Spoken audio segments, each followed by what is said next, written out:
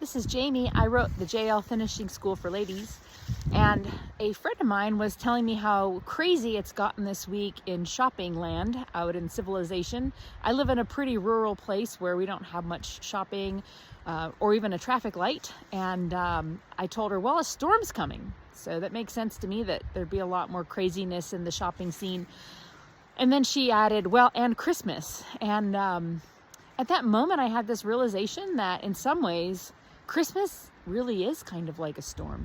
Besides the fact that even though we're supposed to be celebrating peace on earth and goodwill toward men, we end up also, getting a little bit kind of crazy about all of our Christmas plans and how everything has to be perfect in our family gatherings and all the extras. But the other side of it, I thought about the fact that we get kind of distracted by the hallmark ideas of a beautiful manger scene with lovely Mary and the baby Jesus and the happy animals that are just all at peace, and shepherds and of course wise men who really didn't show up till a lot later.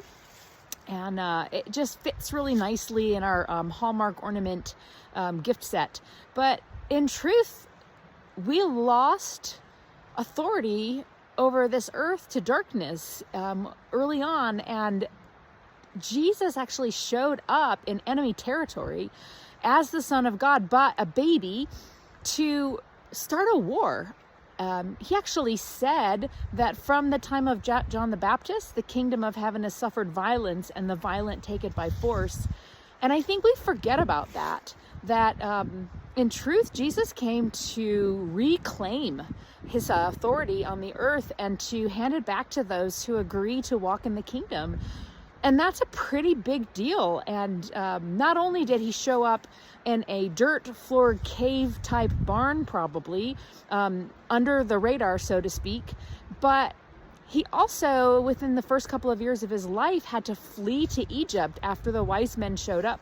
And I think probably brought provision for that fleeing, that they went into hiding, basically. And here's Jesus, the Son of God, going into hiding. I think we sometimes forget about that when we struggle through difficulties, that's what Jesus's early life started out like. He was hunted.